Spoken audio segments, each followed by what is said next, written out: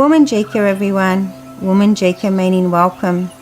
My name is Auntie Julianne and I'm an elder of the Wurundjeri Woi-wurrung people, and in recognition of doing my welcome to country, I'd like to pay my respects to my elders past, present, future and any elders that were here today, and I would also like to welcome you all here today. The Wurundjeri Woi-wurrung tribe consists of three families, the Nevins, the Terricks and the Wandans, and I am part of the Nevin family. The three families all descend from one woman called Annie Bharat, which makes us one big family. Annie Bharat is the youngest sister of William Barrett, a pioneer for Aboriginal people in the 19th century, fighting for equality and land rights. I'm here today to welcome you all to the land of my ancestors. We call the land within our tribal boundaries our country. The Kulin Nation, Kulin meaning man, is made up of 5 groups. They are the Wurundjeri Woi-wurrung, Boonwurrung, Tanarong, Wathaurong and Dja Dja Wurrung. And to give you an outline of the Wurundjeri country and the area we cover. Wurundjeri country extends from north to the Great Dividing Range, east to Mount Baw Baw, south to the Mooloolik Creek and west to the Werribee River. We cover a diverse range of land from the mountains to the beach and everything in between. Many thousands of years ago, if an Aboriginal person from another tribe wanted to cross our boundary, they would have to sit at the boundary and wait for the Narragadah, which is the headman, or an elder to come past to give permission to cross. Traditional Aboriginal culture was highly territorial, and visitors risked a violent reprisal for crossing a tribal or clan boundary without this permission, and this is how a welcome to country originated in our culture. Traditionally, being welcomed onto country meant you respected Bunjil's law. Bunjil the wedge-tailed eagle is our creator, and Wah the crow is our protector. And as long as you looked after the country, you had access to our waterways and our land resources. And when you enter our country, we ask that you respect our resources, our fauna, flora and water, as they are very special to us. And when you are ready to leave, we ask that you leave it the way you found it.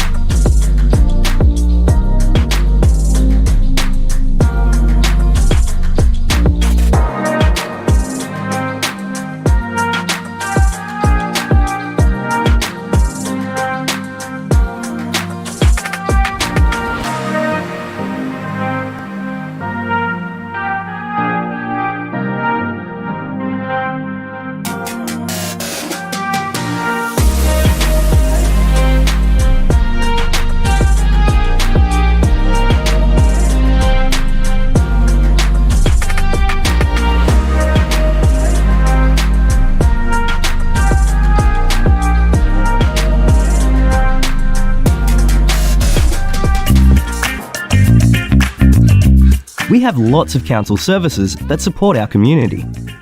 We support families with children, including health services for children and mums, vaccinations, playgroups, childcare, and kinder. We support young people in our community. Through events and activities, we have services that can support people with disability, older people, and carers and family of people with disability and older people.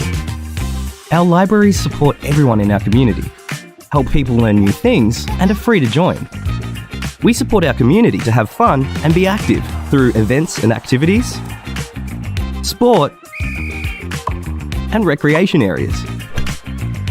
We help look after our places and spaces, the environment, and local businesses. We have laws to keep people safe, to make sure buildings are safe, to make sure roads and footpaths are safe, to make sure our places and spaces are safe. We make sure everyone follows the law to keep our community safe and happy. Moonee Valley. It's a great place to live, work, and visit.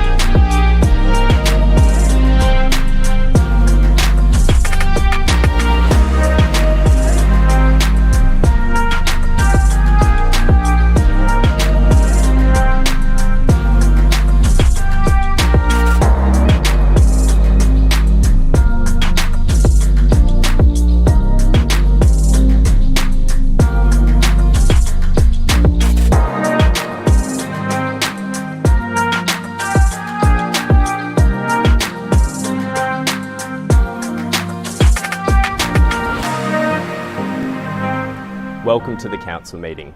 I'm Councillor Piers Tyson, Mayor of Moonee Valley City Council. We aim to get started every second Tuesday at 6:30 p.m. However, sometimes there are some delays behind the scenes that we need to work through, and we appreciate your patience. You can have a look at our agenda online for all the issues that we'll be talking about tonight, and we look forward to seeing you soon. Thanks. So every second Tuesday we work through our council agenda, and what that means is working through things from procedural, day-to-day issues, financial reports, all the way up to the most important things in Moonee Valley, in Victoria or in Australia. And councillors can put up alternatives to that, can put up our staff officers' recommendation, and we can debate that and vote yes or no at the end of the day.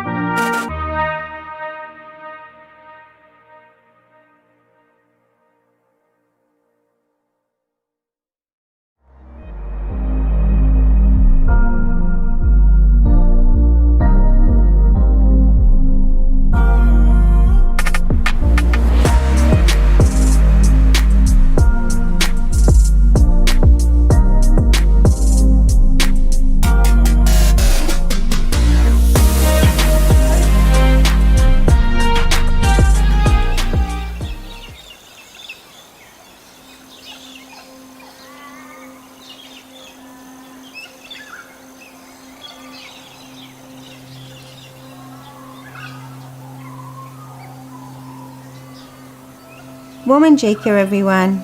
Woman Jika meaning welcome. My name is Auntie Julianne, and I'm an elder of the Wurundjeri Woi-wurrung people. And in recognition of doing my welcome to country, I'd like to pay my respects to my elders, past, present, future, and any elders that were here today. And I would also like to welcome you all here today. The Wurundjeri Woi-wurrung tribe consists of 3 families, the Nevins, the Terricks, and the Wandans. And I'm part of the Nevin family. The 3 families all descend from one woman called Annie Barratt, which makes us one big family. Annie Barratt is the youngest sister of William Barratt, a pioneer for Aboriginal people in the 19th century, fighting for equality and land rights. I'm here today to welcome you all to the land of my ancestors. We call the land within our tribal boundaries our country. The Kulin Nation, Kulin meaning man, is made up of 5 groups. They are the Wurundjeri Woi-wurrung, Boonwurrung, Tanarong, Wathaurong and Dja Dja Wurrung. And to give you an outline of the Wurundjeri country and the area we cover. Wurundjeri country extends from north to the Great Dividing Range, east to Mount Baw Baw, south to the Morley Creek and west to the Werribee River. We cover a diverse range of land from the mountains to the beach and everything in between. Many thousands of years ago, if an Aboriginal person from another tribe wanted to cross our boundary, they would have to sit at the boundary and wait for the Narragadah, which is the headman, or an elder to come past to give permission to cross. Traditional Aboriginal culture was highly territorial, and visitors risked a violent reprisal for crossing a tribal or clan boundary without this permission, and this is how a welcome to country originated in our culture. Traditionally, being welcomed onto country meant you respected Bunjil's law. Bunjil the wedge-tailed eagle is our creator, and Wah the crow is our protector. And as long as you looked after the country, you had access to our waterways and our land resources. And when you enter our country, we ask that you respect our resources, our fauna, flora and water, as they are very special to us. And when you are ready to leave, we ask that you leave it the way you found it.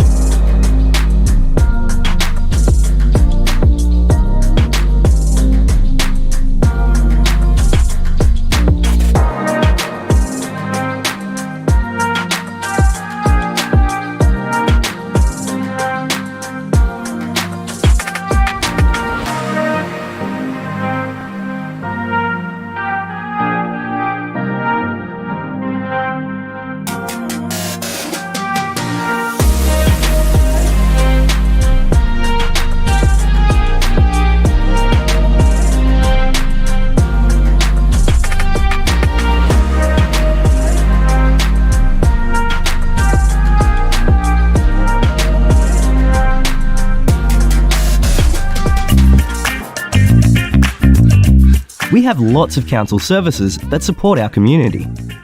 We support families with children, including health services for children and mums, vaccinations, playgroups, childcare, and kinder. We support young people in our community. Through events and activities, we have services that can support people with disability, older people, and carers and family of people with disability and older people. Our libraries support everyone in our community, help people learn new things, and are free to join. We support our community to have fun and be active through events and activities, sport, and recreation areas.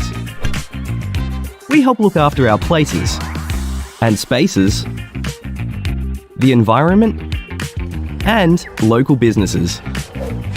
We have laws to keep people safe, to make sure buildings are safe, to make sure roads and footpaths are safe, to make sure our places and spaces are safe. We make sure everyone follows the law to keep our community safe and happy. Moonee Valley. It's a great place to live, work, and visit.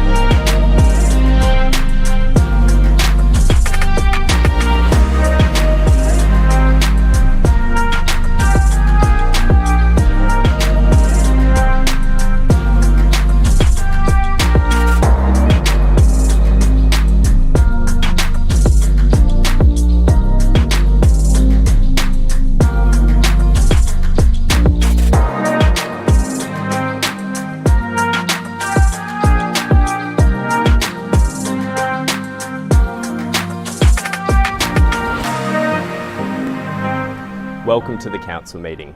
I'm Councillor Piers Tyson, Mayor of Moonee Valley City Council. We aim to get started every second Tuesday at 6:30 p.m. However, sometimes there are some delays behind the scenes that we need to work through, and we appreciate your patience. You can have a look at our agenda online for all the issues that we'll be talking about tonight, and we look forward to seeing you soon. Thanks.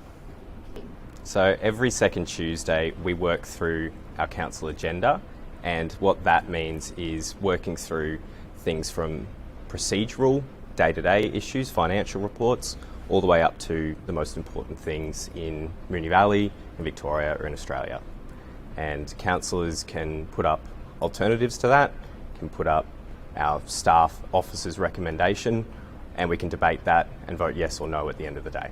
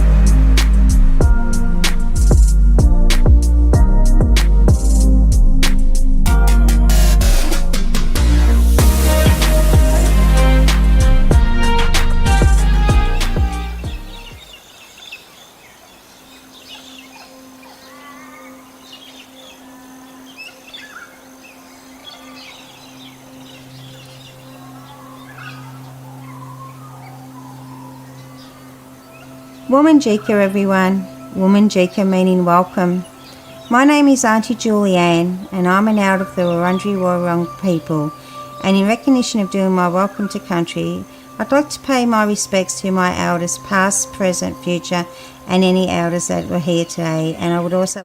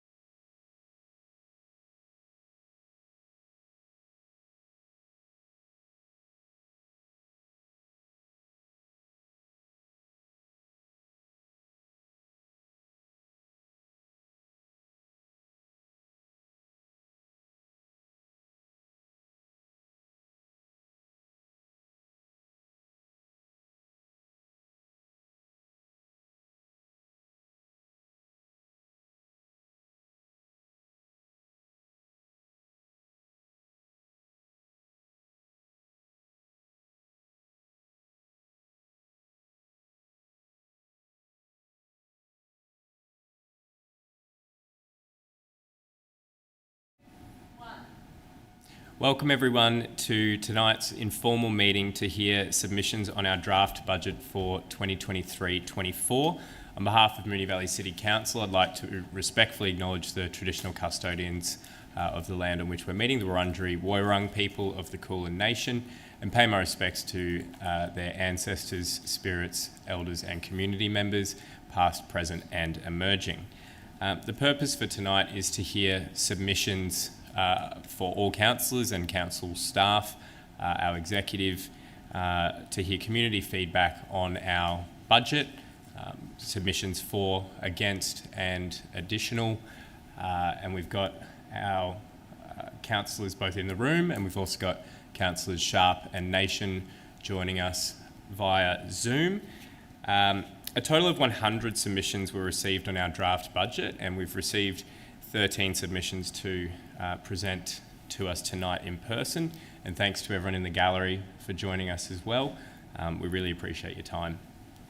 As well, quite obviously by this point, that our meeting is being live streamed and will be recorded back. So I just remind everyone that your presence may and probably will be recorded tonight.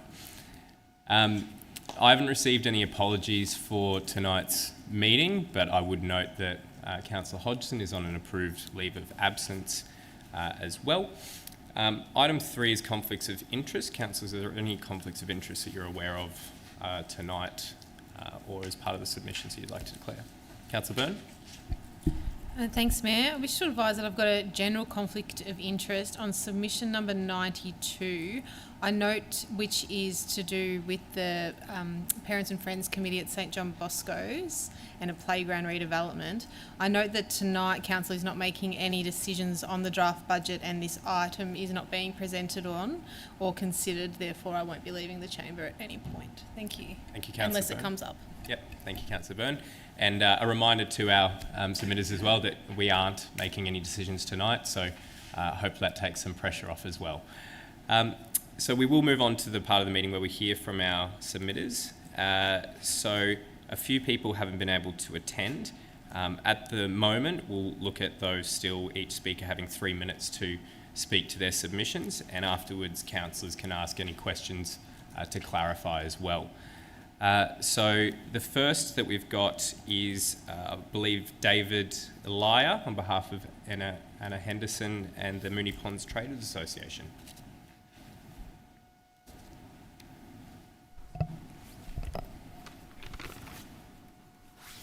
Welcome, David. Thank you. Good evening, and thank you for the opportunity to address Council. My name is David Illia, member of the Moonee Ponds Retail Traders Association and owner of Sir Duke in Puckle Street, Moonee Ponds. Moonee Ponds is a major retail precinct within the Moonee Valley municipality. The budget for 23-24 needs to allocate funds desperately required for the beautification of the Moonee Ponds Activity Centre, especially Puckle Street. I ask that Council reconsiders its budget allocation to provide significant funds for desperately needed works. Upgrade to landscaping and plantation, in addition to continual maintenance program of the existing landscaping. Improvement to the lighting, necessary for safety and critical for encouraging a nighttime economy. Refurbishment to footpaths and laneways that will encourage safe pedestrian movement throughout the precinct. The committee acknowledges that MPAC 2040 is a longer-term vision for Moonee Ponds, but immediate investment will deliver a sense of confidence, encourage the greater business community to invest in Moonee Ponds, in addition to the continual investment for the delivery of MPAC. We have a fantastic development opening later this year in Puckle Street, Moonee Ponds, the Palace Cinema Complex, that will inject excitement into the community, and this is a great opportunity for Council to allocate funds for the works mentioned above that will deliver a more enhanced customer experience throughout the precinct. Again, the Moonee Ponds Activity Centre is the largest business and retail precinct within the municipality and should receive an appropriate level of investment. Thank you for the opportunity to present. Thank you, David. Councillors, are there any questions? I'll note Councillor Bedio, thanks for joining us. Do you have any conflicts to declare? No, tonight, Mayor. Thank you. Are there any questions from councillors about David's submission? Councillor Byrne? Thank you, and thanks for your submission. So was there a particular project within MPAC that you were requesting to be funded, or just anything as Well, we're basically, with MPAC, we understand it's a longer term vision and requires continual investment for the development to deliver MPAC.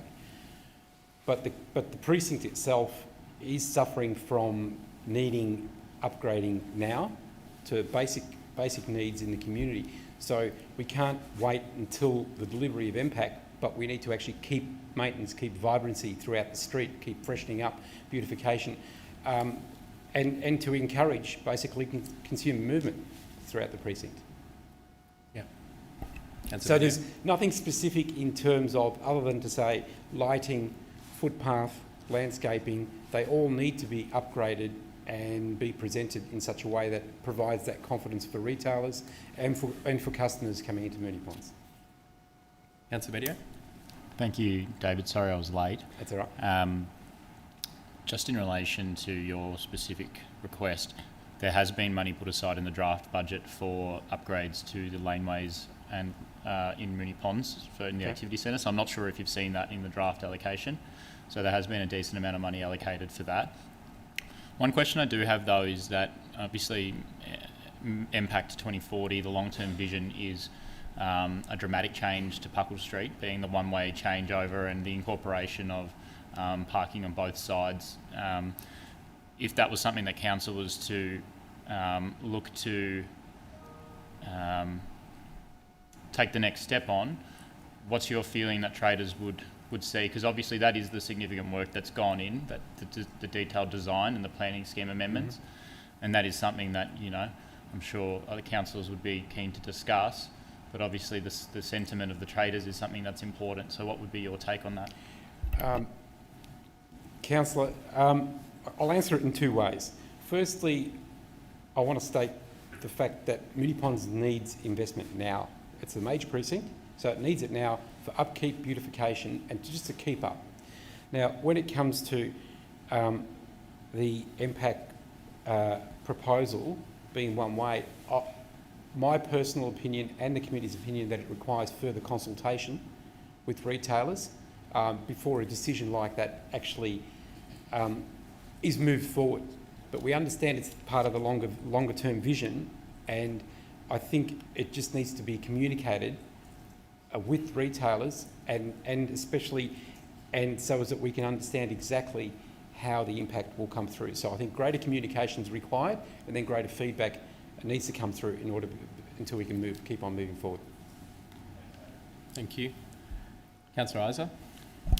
Thanks very much, David. I noticed in your presentation that you were focusing a little bit on Puckle Street. Obviously, MPAC's a wider precinct. Why the focus on Puckle Street specifically? Councillor, I can take back my experience back to the mid-80s where we operated a cafe back in the mid-80s through to 90s, came back into the street in 2016. Moonee Ponds Puckle Street itself is the primary street of the municipality. It holds the major retail presence. It has existed for many, many years, and it is significant, and it needs to be treated in such a way where it has that significance and brought back so it can be the central part of the Moonee Ponds retail precinct.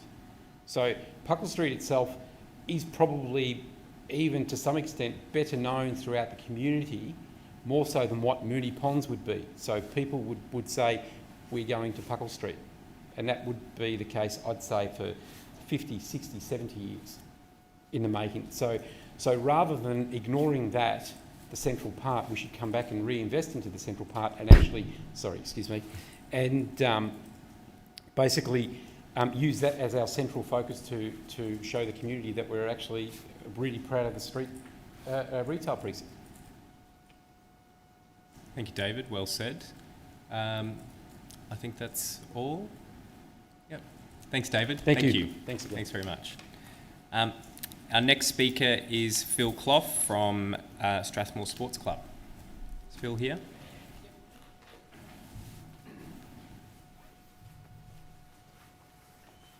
Welcome, Phil. Yeah.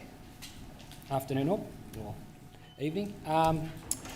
My submission, or from Strathmore Sports Club, submission was for the electronic scoreboard down at Boeing number 3 precinct. We're seeking if we can have justification of why in 2022-23 budget we actually finished, we put a submission in for that and we finished 4th in that. We were told that we're the first in line if extra funding was come back, but the funding obviously wasn't there, so we got pushed off that. But in the latest one, now we don't even find ourselves on the list anymore.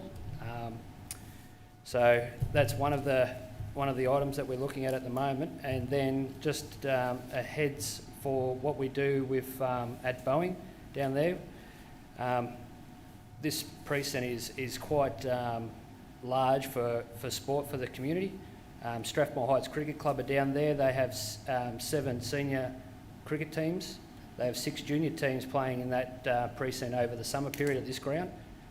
We take over this ground in the winter period, and then our girls and women play at this ground mainly due to the fact that we don't have change rooms at both grounds.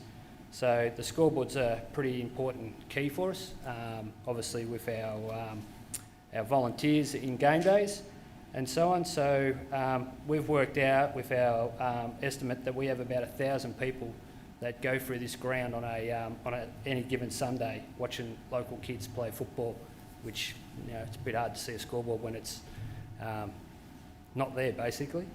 So that's our submission. Thank you, Phil. Councillors, are there any questions for Phil and the club? Councillor Bedio? Just thank you for your submission. Just double checking off the top of my head, is there, you mentioned Boeing number 3, did any of the ovals on Boeing Reserve have digital signage at the moment? No, they don't. No. Okay. So this got moved and carried by council last year in the 2022-23, where it was stated that we were number 1 if additional funds were coming in, but they didn't come to us. So we don't have any scoreboards down there whatsoever. Okay, thank you. Thanks. I think that's it, Phil. Very straightforward. Thank you. Our next speaker is, so I believe we had Ante Stipic from Strathmore Split, but I understand he wasn't able to make it tonight. So we have Renata Zimbarg. No. In that case, Stuart Fergie from the Strathmore Heights Netball Club.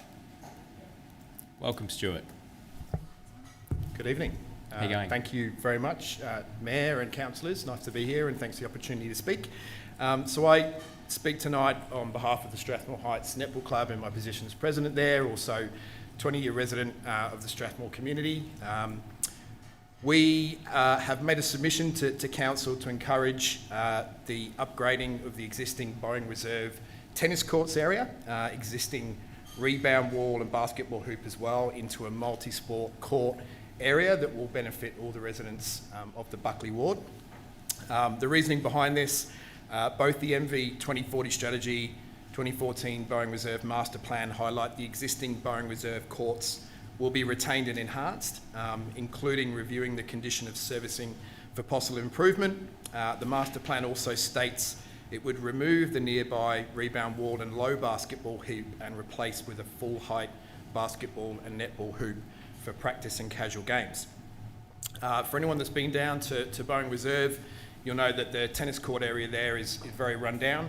There's been no work on those courts for probably the last 20 years until quite recently when some of the trees were chopped back. But the current state of the courts, we believe, are unsafe. They're a huge risk. They're very rarely used for tennis based on the condition of those courts and would probably be uncompliant in their current state.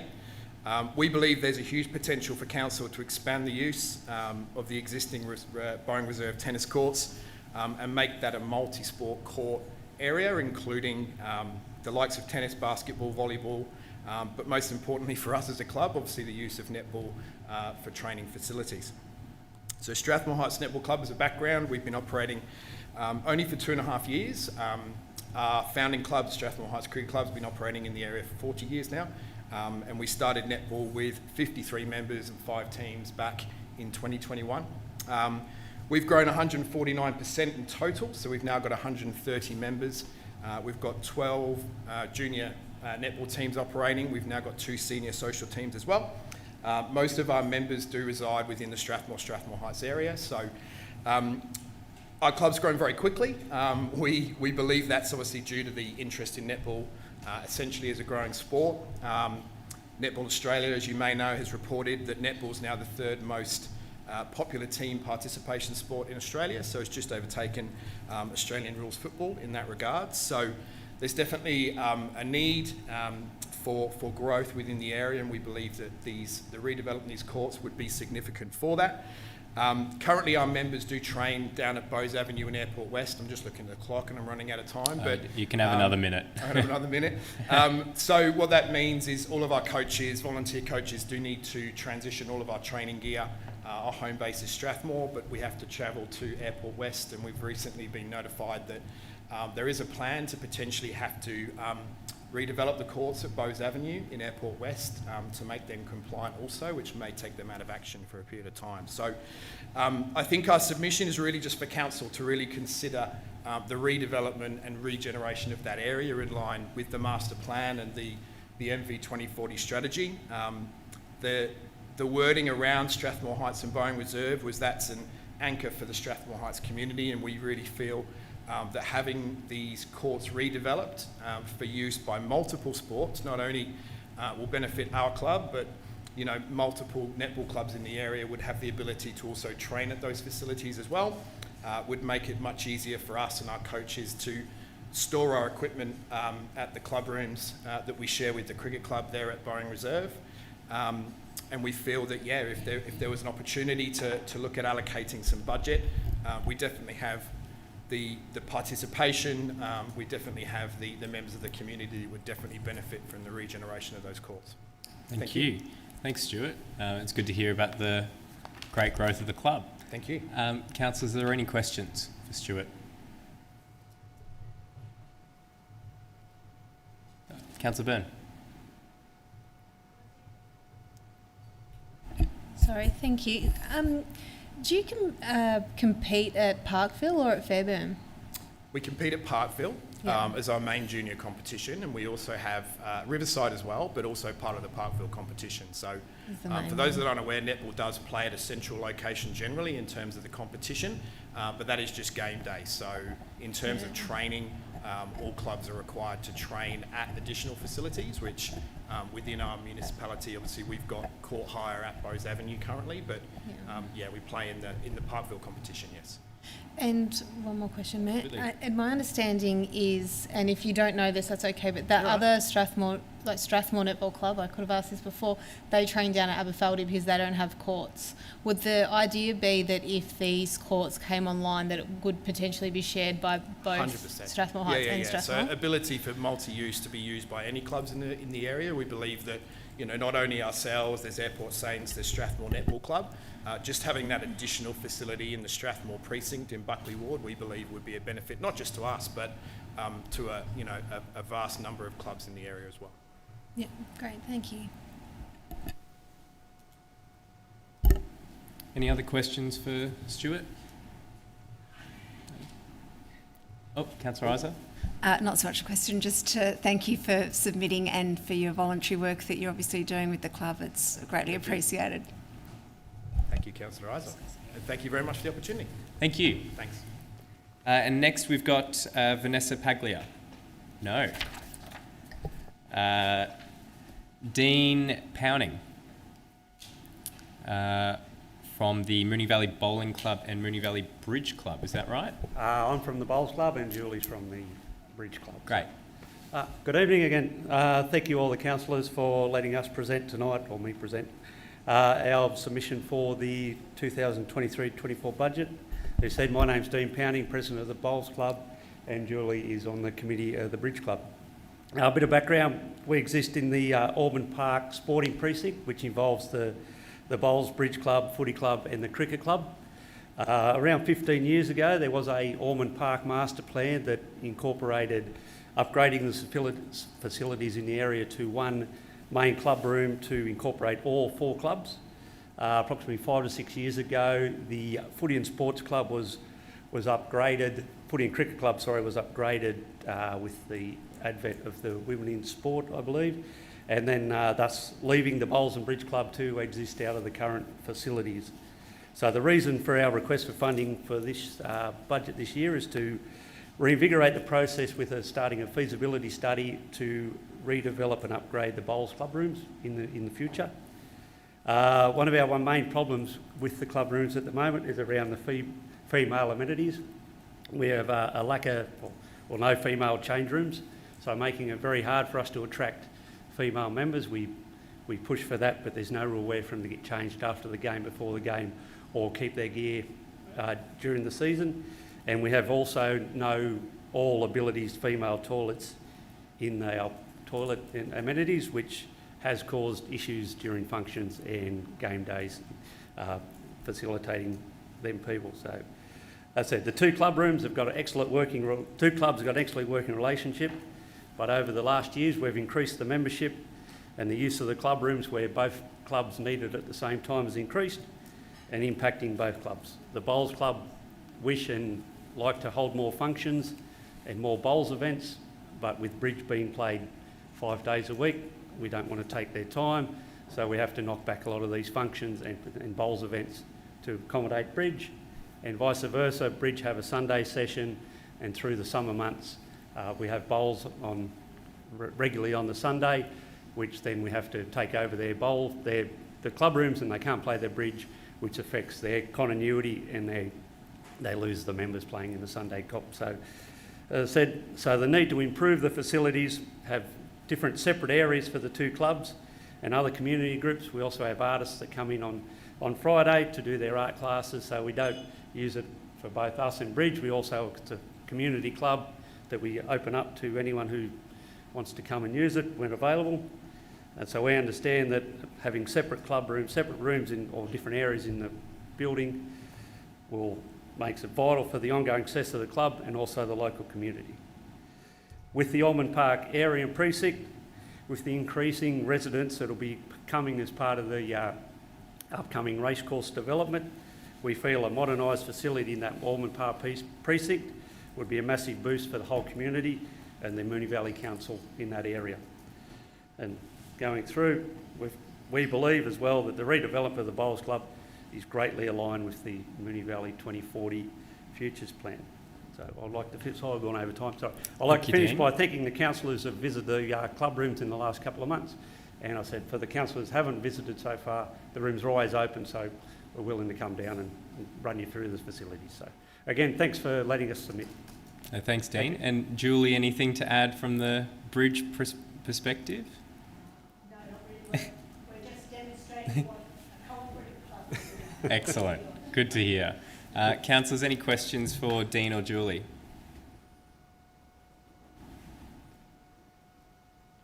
No? Covered it well, and it was good to come out a couple of months ago. I'm looking forward to it again. Thanks for coming. It was very good. Thank you. Yeah, thank you. Next we have John Bates from SES.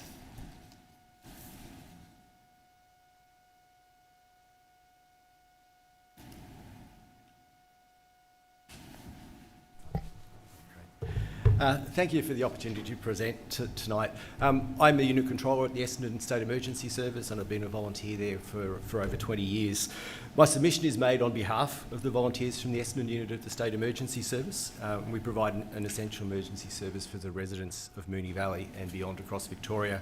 We provide on-call emergency response for floods, storms and other emergencies in support of local businesses, residents and council 24 hours a day, every day of the year.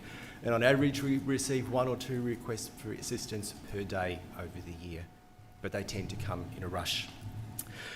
I've got 3 points that I'd like to make to Council tonight. The first is that from our perspective, the draft budget generally covers things and areas of importance to Moonee Valley. The second is that as a community, we are facing increasing exposure to the impacts of natural hazards in Moonee Valley, and there is an opportunity for Council to reduce current and future risk by considering a stronger focus on building disaster resilience and disaster risk reduction into the actions of council in the pillars of the built environment, the social environment and the environment itself. We suggest that council could consider how it can actively work, including through advocacy, to reduce building of new disaster risk into council facilities and spaces and into residential and commercial developments, because we feel the brunt of those when they don't work. The capabilities, number 3, of the Essendon SES volunteers can't be turned off and on when a disaster arrives. The capabilities that we use are learned and practiced over years, and we saw that on the Maribyrnong River last year. We propose that council include funding to support the local volunteers in the budget this year. Our view is that we need to invest now to be better prepared for living in a climate-challenged world. The windstorm of October 2021 and the flooding in the Maribyrnong River in October last year, interestingly both in October, are reminders of the risks that Moonee Valley is facing, and the predictions from climate change are that it will get worse and there will be more intense natural hazard events coming through that we need to be prepared for. And in the face of those more extreme weather events, it is likely that we as volunteers will be increasingly called to overflowing roof gutters that cause ceilings to collapse in houses and make them uninhabitable, flooding in basements, inundation of roads, partial and total tree fall that causes damage to buildings, blocks paths, damages council and private and commercial properties, and flooding across the water catchments and the rivers in the waterways in Moonee Valley. My request and our request is that council amend the draft budget to include a contribution that will assist in the development of our volunteers at Essendon. And that money is going to be to ensure that we're here, that we're trained and we're ready to support wherever we're needed when the time comes. And we just don't know when that will be, but we do know it's coming. The funds would be used to assist in attracting, retaining and supporting our volunteers, strengthening disaster resilience in Moonee Valley, providing opportunity for people who live in Moonee Valley to learn new skills with us and take them out to their own families and into the community, to support training for our volunteers and to support and provide materials for us to use in community education.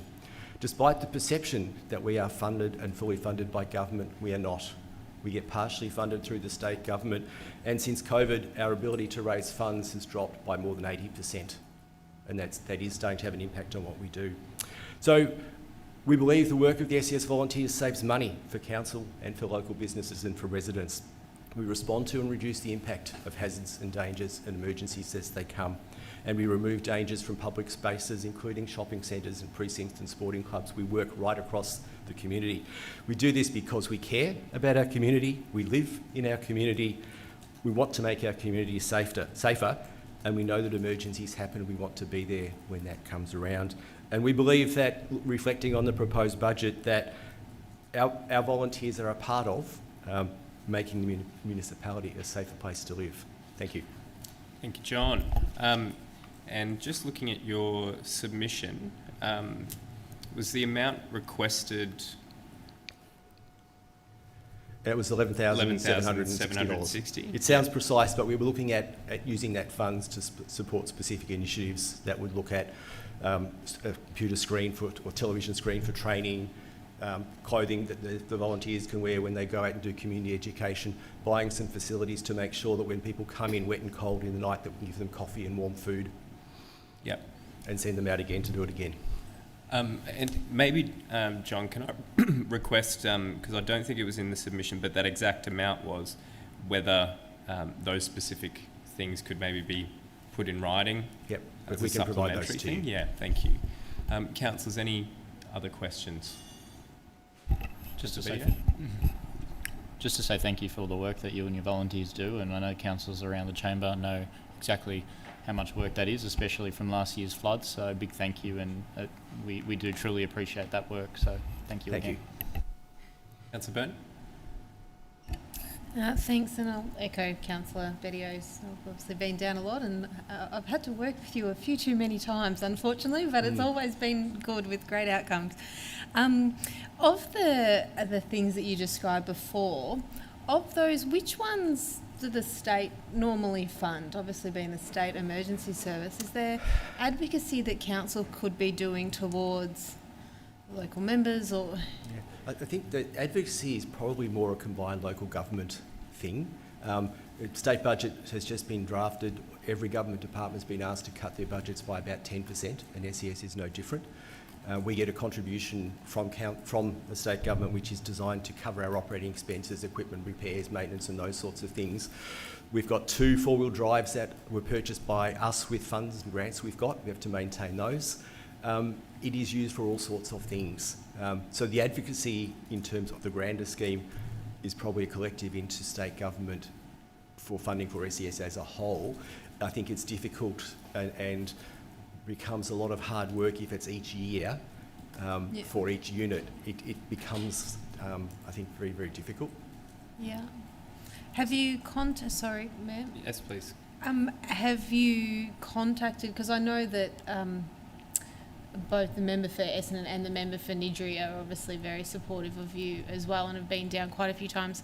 Have you requested for any of these specific things, or not so much these ones? Not so much those ones. We've got funding out of them to do the facility upgrades for that. Yeah. So we've had one in, we were unsuccessful this time.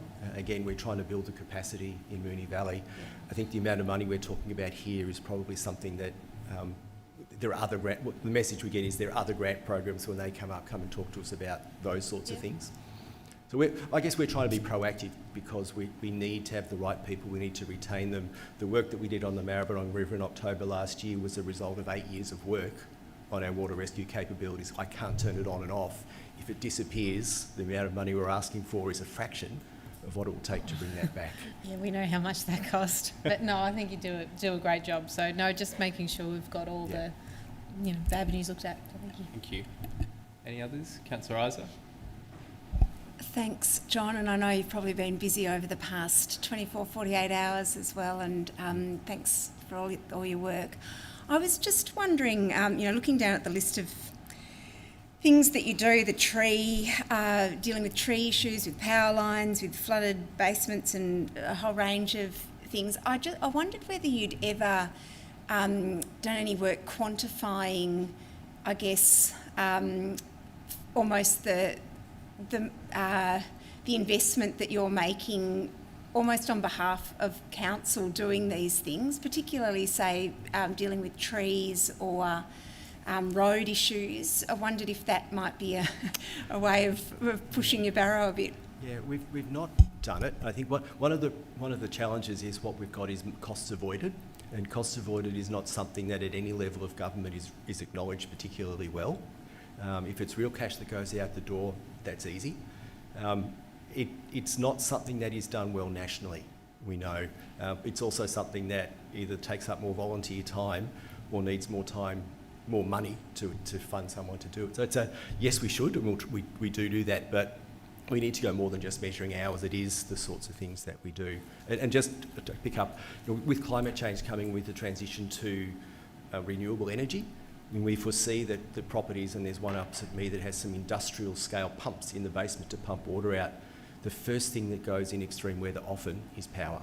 And so when we look at risk, my statement, I suppose, to council is what can be done to minimise the need for us to do anything. And box gutters are a bane of our life because we're now seeing a lot more water inside of houses, and we're seeing a lot more basements, and if all goes wrong, the vehicles get drowned as the basement fills up. Thank you. Thanks very much. Thank you. Thanks, John. Do we have our next speaker, Claire Driscoll? Yes, great. From the Northern Obedience Dog Club. Welcome, Claire. Hello. So I'm speaking about the proposed plans for a new multi-purpose pavilion at Aberfeldy Park in the context of that's where Northern Obedience Dog Club is based. So Northern Obedience Dog Club is a very big and very active club that meets lots of council's stated goals, but it might not always be noticed because we don't really fit very neatly into any one council department. We've been an active club since 1954. We've got nearly 700 active members. Over half of our members are female. A notable proportion of our members are older women who are keeping active in the company of their dogs. And we're meeting council's stated goals of being age-friendly, enabling people of all ages to actively participate in communities, stay healthy and active for as long as possible. And we're also supporting responsible pet ownership, which is one of the goals in your animal management plan. So we're concerned to know how the proposed works at Aberfeldy Park will impact on our operations, because we'd like to ask if we're at risk of being displaced as part of the soccer strategy that you've been consulting on. We're also interested to get an update on the ground level storage facilities that have been discussed with the club, and we'd like to say that Aberfeldy Park is an ideal location for the dog club, particularly because it's adjacent to the areas of highest pet ownership as shown in the heat map in your animal management plan. Thank you. Councillors, any questions?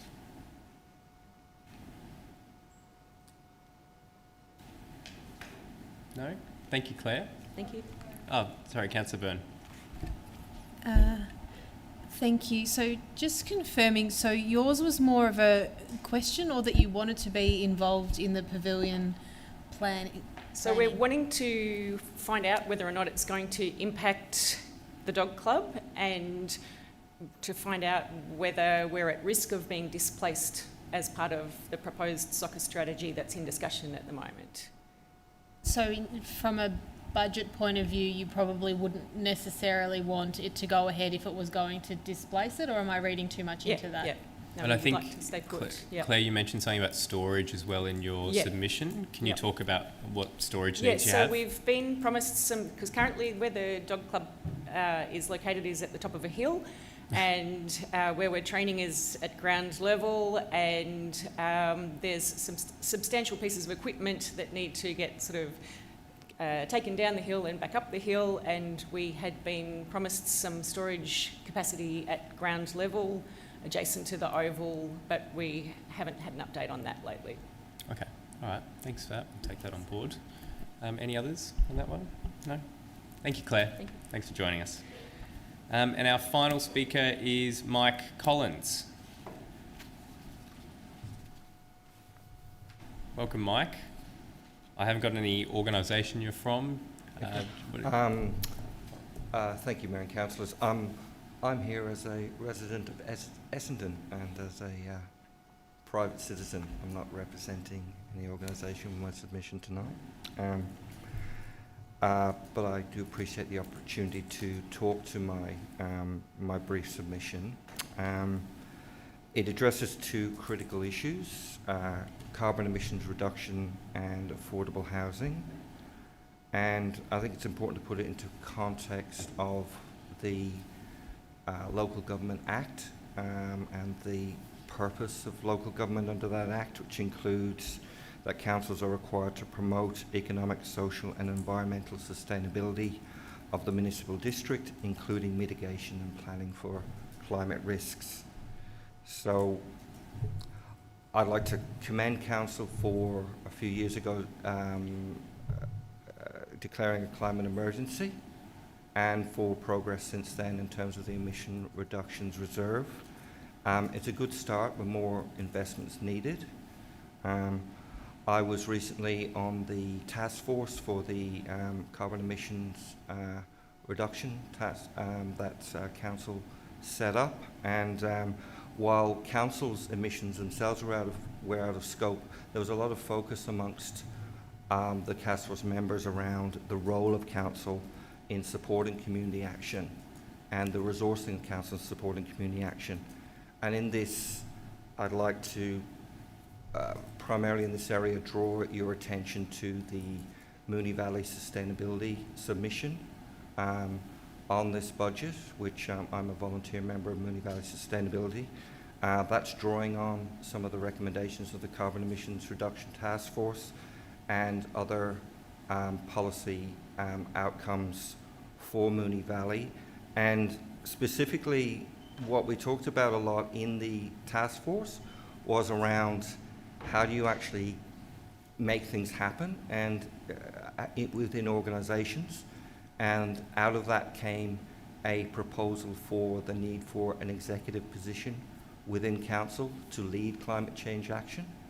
because we think that's what we need to get the integrated action over time and the urgent action we need in terms of both climate change mitigation and also for adaptation and growing resilience for climate change. The second part I'll talk to briefly is in relation to affordable housing. It's something that's very important to me. My father grew up in a council house in Ireland. I spent my early years in public housing, and I spent a significant amount of my adult years as a private renter, and that's always been interesting. But as I note in my submission, more than 30% of 10% of the population households in Moonee Valley are renters in housing stress on low incomes. And things are at a crisis level. There's only 1.9% of rentals available for people on low incomes that they can afford at this point. And I think we all know that there is a housing crisis across the country. But I would remind councillors that there is leadership now coming at a federal level that we haven't had for many years. And in the announcement of the National Housing Accord, there's an invitation for local government to be part of meeting this housing crisis and taking action. What I've suggested in my submission is that, to be honest, I think council needs to do a bit of catch-up in this area, because there are many other councils across Victoria who have been taking much stronger action. A lot of the starting point is laid out in your Fair Action Plan, which you adopted in 2020, but we're not actually seeing those actions flow into your annual strategic plan in terms of implementing the council plan.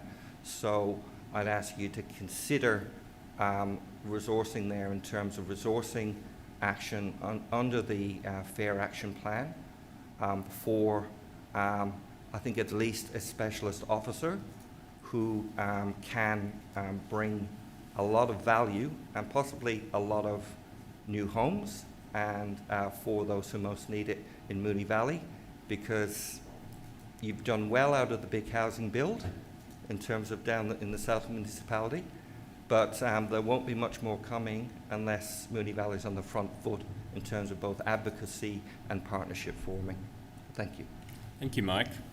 And I think we actually had a conversation to that effect late last year from memory, didn't we? Can I ask, so sort of talking about your point of housing, do you think that council should be, because look, we're always advocating, but do you think that we should be directly involved? Is that sort of what you're saying? I think it's part of the suite of actions that local government can take, is being directly involved as, I might call it, an investor, as a partner. So in the Fair Action Plan, there is a action to look at council's sale of land, of use of land, in terms of possible housing developments. So that's one direct part. But there's a lot council can do potentially as a partner, just in actually in facilitating community housing organisations and the state government in future investments. It's not an area that necessarily your normal strategic planners have a lot of skills in. There is a lot of specialist knowledge in affordable housing. It's a very complex area, and that's why I kind of commend the idea of actually having specialist staff kind of leading it. And what you also don't have at the moment is, apart, you have the Fair Action Plan actions, but there isn't actually a policy that you can work towards, and that's something that's been seen by other councils as a really key driver for results in terms of bringing in more affordable housing into a municipality. Thank you. Councillors, any questions? Councillor Video. Thank you, and thank you for your submission. Look, I just wanted to have a couple of points. Affordable housing, obviously, that's something that has a significant cost impediment to council. I take your the comment you made that we've done well out of the big build. Actually, no, Moonee Valley hasn't done well out of the big build. We have no new net public housing made available since the big build upgrades. In fact, we've actually got less public housing available. We have more social housing and affordable housing, but we've actually got less public housing, which I think is a significant detriment to our community. Nevertheless, I completely wholeheartedly agree. Affordable housing is something that we need to be striving more towards. We, as a council, obviously our ability to invest is significantly less than that of the state government. Would your idea be something around planning scheme measures to ensure that more developments incorporate a greater density of affordable housing? I think there are opportunities within the planning scheme. There are often councils can take opportunities by trying to take action within local planning schemes, and very often, unfortunately, they may be stymied by the Minister for Planning when they try to get them through, and I think Moonee Valley's had experience of that in Moonee Ponds. However, there are still actions that can be put and measures that can be put into local planning schemes that can make a difference, that even under the current environment, the state government will normally let through. But also there's a broader picture here that many local governments are working together and working hard for change at a state planning level. And it would, I think, be good to see Moonee Valley really resourcing kind of support for that, because as we've seen with things like ESD in the planning scheme, where many councils got together and really made a difference and pushed collectively for change, which ended up being statewide change. That's something I think that should be happening with affordable housing as well. Yep. Thank you so much. Thank you. Are there any other questions? Councillor Isa. Thanks very much, Mike. The other day I was in a meeting where Hobson's Bay's affordable housing policy was shared, and I've actually just shared that now with councillors and executives, and I just wondered whether you'd had a chance to have a look at Hobson's Bay's policy and whether that's the sort of thing that you were advocating for. I'm not totally across the detail on Hobson's Bay's latest policy. I'm reasonably familiar with a number of initiatives they've taken in the last number of years, including freeing up a piece of land where there's going to be an affordable housing development on that, and also establishing a trust using what was a very positive outcome within a greenfields renewal area for a planning scheme, whereby affordable housing was actually mandated within that. So they're actually using that within a trust to actually generate more affordable housing in Hobson's Bay. So I think that's one example of amongst a number. As other examples kind of more locally, which I probably won't speak to because I'd have a conflict on that because I'm involved. If I could just add then, Mike, just the invitation to, if there are any other examples that you'd like to share with us, feel free to email them through. Absolutely happy to do that, Councillor Isa. Thank you. Thank you. Any other questions? Thank you very much, Mike. Good to see you again. And that was the final submission for this evening. So I'd like to thank all of our presenters for coming in again, and good to see some familiar faces. Thank you to councillors, and we will be considering these submissions as well as all the written submissions over the coming weeks, along with our staff. And thank you again to everyone, and we'll have our final decision on the budget on the 27th of this month, so a little over 2.5 weeks away. So thank you so much, and I'll close the meeting at 6:55. Thanks everyone for joining us.